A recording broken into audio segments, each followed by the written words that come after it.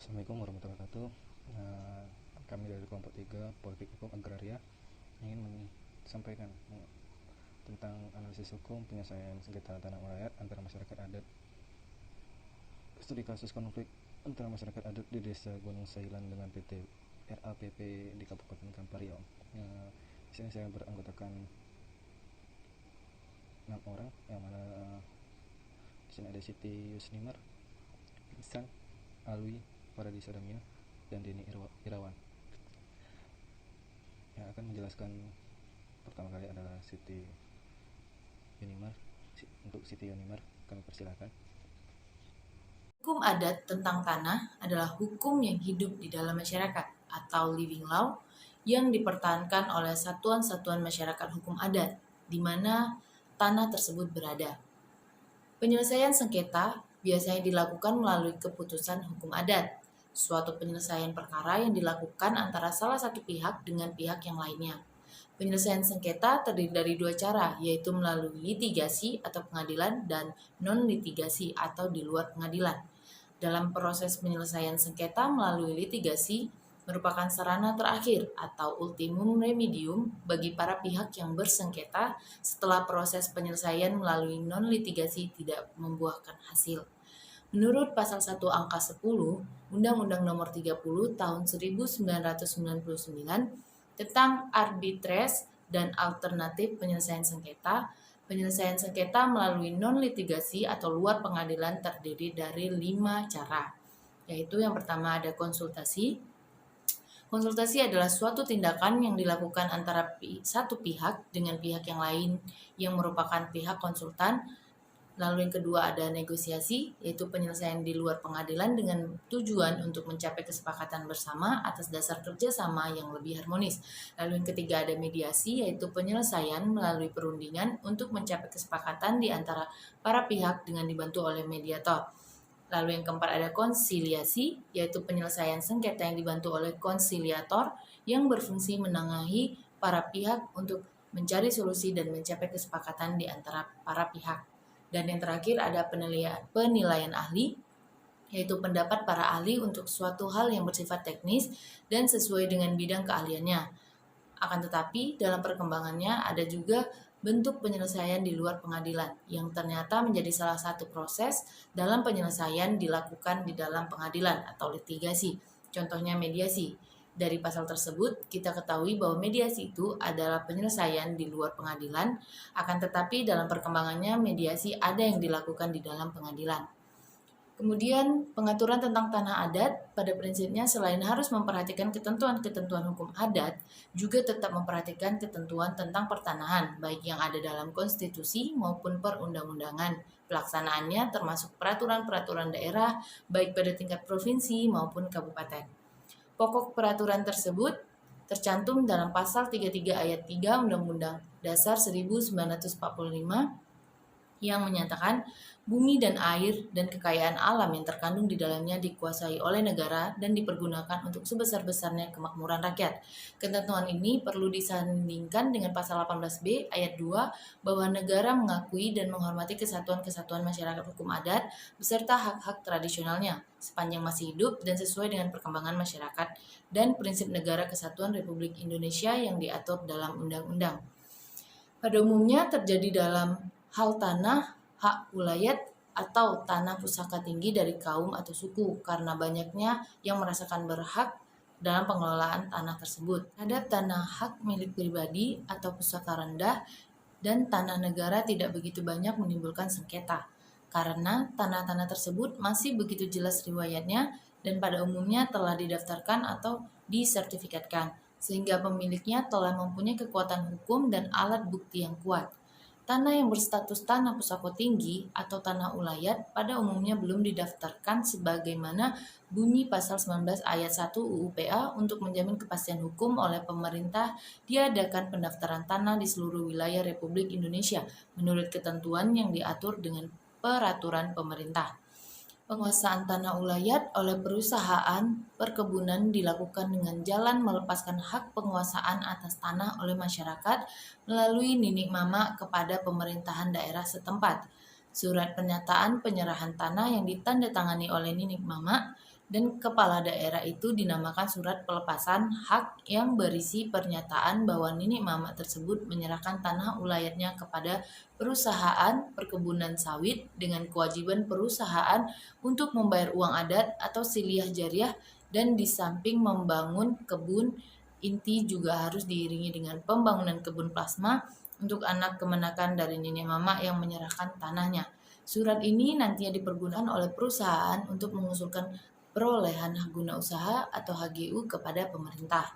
Menurut peraturan perundang-undangan yang berlaku, HGU hanya bisa diberikan di atas tanah negara atau tanah yang telah dilepaskan haknya oleh pemiliknya, dan apabila masa berlaku HGU-nya sudah berakhir, status tanah tersebut kembali menjadi tanah negara.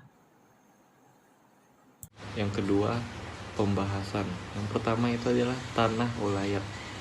Tanah ulayat adalah tanah bersama para warga masyarakat, hukum adat yang bersangkutan. Hak penguasa atas tanah masyarakat, hukum adat dikenal dengan hak ulayat.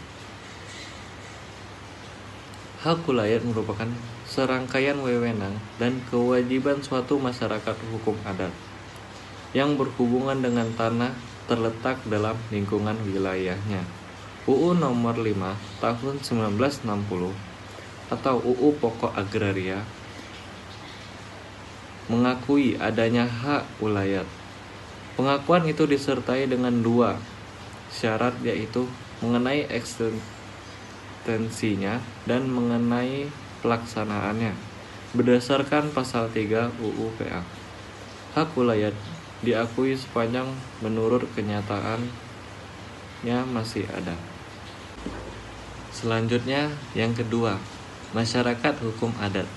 Masyarakat hukum adat menurut UU Nomor 23 Tahun 2009 tentang perlindungan dan lingkungan hidup masyarakat hukum adat adalah sekelompok masyarakat yang secara turun-temurun bermukim di wilayah geografis tertentu karena adanya ikatan pada asal-usul leluhur, adanya hubungan yang kuat dengan lingkungan hidup, serta adanya sistem nilai yang menentukan peranata ekonomi, politik, sosial, dan hukum masyarakat hukum adat akan melakukan sepanjang masih hidup dan sesuai dengan perkembangan masyarakat dan prinsip secara kesatuan Republik Indonesia.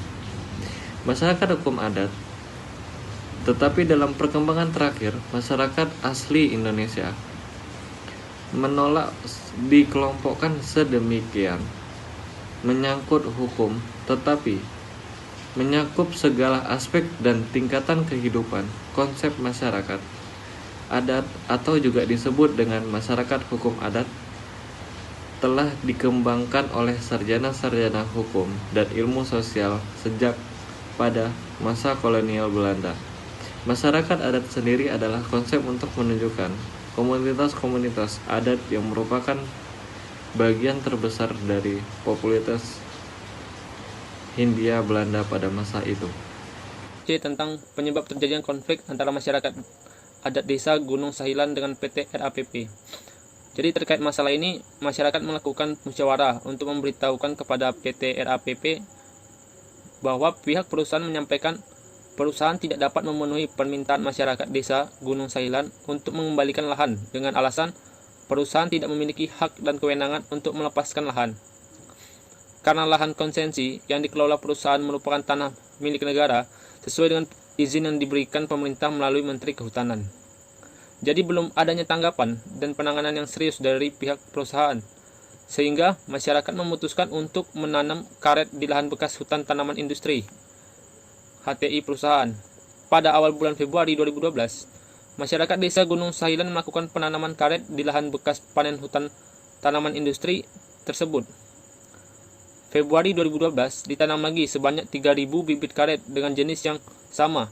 Seminggu setelah penanaman bibit karet pada tahap ketiga, pihak perusahaan memberi respon dan mengajak masyarakat untuk melakukan dialog yang dilaksanakan pada tanggal 2 Maret 2012 yang dihadiri oleh pihak PT RAPP dan masyarakat. Kepala Desa Gunung Sahilan, Camat Gunung Sahilan, Kapolsek Kampar Kiri, dan juga Koramil. Pertemuan yang dilaksanakan pada tanggal 2 Maret 2012 menghasilkan kesepakatan bahwa lahan distatus quo-kan sampai pada tanggal 8 Maret 2012 antara pihak PT RAPP dan masyarakat desa Gunung Sahilan tidak boleh melakukan aktivitas pada lahan yang telah ditanami karet milik masyarakat. Pada tanggal 5 Maret 2012, salah seorang masyarakat desa Gunung Sahilan melihat karyawan PT RAPP dengan didampingi security perusahaan mencabut bibit karet yang telah ditanami masyarakat dan diganti dengan bibit akasia. Melihat kejadian itu, Seropi melaporkan kepada warga lainnya. Siangnya sekitar 150 orang warga masyarakat desa Gunung Sahilan mendatangi lokasi. Jadi mereka menjumpai karyawan dan security PT RAPP. Warga tersebut meminta untuk menghentikan pencabutan bibit karet dan penanaman akasia tersebut. Namun perusahaan tidak menanggapi permintaan masyarakat, sehingga belum ada penyelesaian yang berarti bagi kedua belah pihak dan warga memutuskan untuk kembali ke desa Gunung Sahilan. Malamnya, warga menggelar rapat yang hasilnya akan melakukan aksi damai esoknya pada tanggal 6 Maret 2012. Sekitar 800 orang masyarakat desa Gunung Sahilan mendatangi lokasi. Di sana masyarakat telah ditunggu oleh karyawan, satpam, dan pihak humas PT RAPP. Dari pengamatan masyarakat, di sana terdapat 1 unit mobil ambulan, 2 unit skidder, beberapa kayu pentungan, dan 2 mobil Ford Ranger berisi batu. Perwakilan masyarakat desa Gunung Sahilan melakukan dialog dengan humas PT RAPP. Namun, ketika dialog dari perwakilan kedua belah pihak sedang berlangsung, terjadi keributan yang diakibatkan berjalannya skidder milik perusahaan ke arah warga. Dan lemparan kayu pun diarahkan warga ke kerumunan karyawan PT RAPP dan menyebabkan kedua belah pihak ini saling terpancing emosi sehingga menimbulkan bentrok fisik. Akibat peristiwa ini, 15 orang korban dari masyarakat mengalami luka memar yang diakibatkan pukulan dan lemparan batu. Selain itu, masyarakat juga. Saya akan melanjutkan penyelesaian tanah sengketa tanah ulayat. Setelah terjadinya bentrok fisik antara kedua belah pihak, diadakan pertemuan antara perwakilan masyarakat desa Gunung Sahilan dengan perwakilan PT RAPP pada tanggal 10 Maret 2012 yang berisi kesepakatan bersama untuk menyelesaikan masalah antara kedua belah pihak. Kesepakatan tersebut berisi perbaikan sepeda motor yang rusak sesuai kategori yang teridentifikasi. Perbaikannya dilakukan pada bengkel resmi yang dikoordinir oleh tim verifikasi yang telah dibentuk pada tanggal 8 Maret 2012. Yang kedua, penggantian biaya dan penggantian korban yang terluka yang berjumlah 16 orang yang telah teridentifikasi akan dilakukan di klinik atau rumah sakit terdekat, paling lambat dalam 7 hari terhitung ditanda tangannya kesepakatan ini. Yang ketiga, ketentuan sanksi adat dari masyarakat adat desa Gunung Sahilan yang akan diberikan ke PT RAPP bentuknya akan dimusyawarahkan oleh Ninik Mamak desa Gunung Sahilan sesegera mungkin. Yang keempat, disepakati bahwa perwakilan masyarakat desa Gunung Sahilan yang hadir pada rapat hari ini dari kedua belah pihak akan melakukan pengawasan seluruh proses di atas dan tidak dikaitkan dengan masalah lain.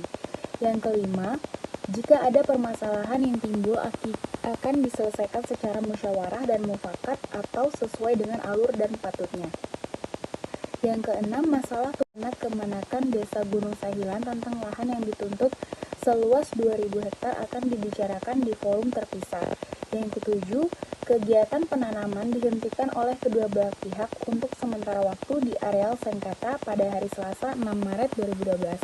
Menjelang tuntutan poin 1, 2, dan 3 dilaksanakan. Saya akan menjelaskan terkait dengan kendala dalam penyelesaian konflik. Belum ada keterlibatan pemerintah daerah.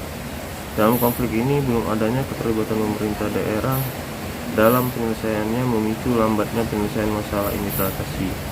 Jika ini terus berlanjut dan tidak secepatnya diperbaiki, akan berdampak pada tidak akan berhasilnya tujuan pemerintah daerah untuk memberi jalan keluar yang baik untuk permasalahan konflik ini, dan tentunya tidak sesuai dengan kewenangan pemerintah daerah seperti yang disebutkan pada keputusan Presiden nomor 34 tahun 2003 tentang kebijakan nasional di bidang pertanahan. Belum ada keterlibatan badan Badan Pertanahan Nasional. sepenuhnya memiliki data yang akurat tentang luas, batas, dan peta yang benar-benar sesuai dengan standar aturan pembuatan peta. Para tetua adat zaman dulu hanya mengenalkan tanda alam untuk memberi batas-batas tanah mereka, sehingga saat ini sulit untuk membuktikan batas-batas sebenarnya tanah ulayat yang diakui oleh masyarakat adat. Kekurangan data ini selalu menjadi alasan utama sulitnya masyarakat adat untuk mendapatkan kembali hak ulayat mereka. Dalam kaitannya dengan penentuan tanah wilayah, masyarakat sebagai objek wilayah tidak selalu mudah dilakukan, karena batas-batas wilayah sering berupa alam. Namun kiranya para penguasa tetua adat sebagai saksi hidup di masyarakat hukum adat tersebut pada umumnya dapat menunjukkan batas wilayahnya apabila diminta. Baik, saya akan menjelaskan hasil yang terakhir.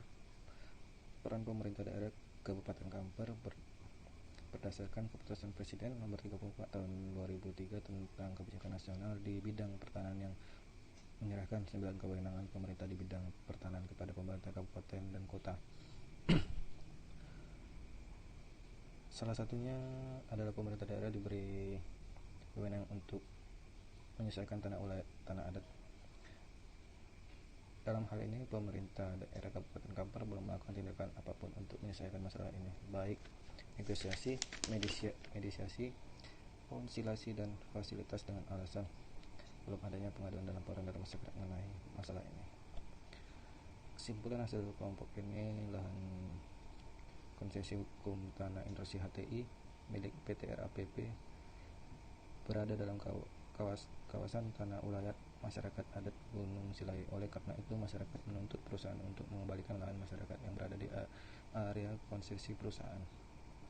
Namun perusahaan tidak bisa memenuhi pemerintah masyarakat dengan alasan lahan mereka kelola telah diberi izin oleh Menteri Kehutanan. Namun masyarakat tidak bisa menerima alasan perusahaan, sehingga masalah ini menyebabkan terjadinya bentrok antara kedua pihak dan akibatkan pada bentrok fisik yang terjadi mengawali penyelesaian konflik dengan serius antara masyarakat adat desa Gunung Sahila dengan PT RAPP, dengan mengawali penyelesaian untuk mengobati semua korban akibat bentrok fisik dan mengganti rugi semua kerusakan kendaraan masyarakat yang pembiayaan ditanggung oleh PT RAPP, dan diberi sanksi adat oleh pemangku adat desa Gunung Sahila karena PT RAPP dianggap telah melanggar hukum adat Sahila.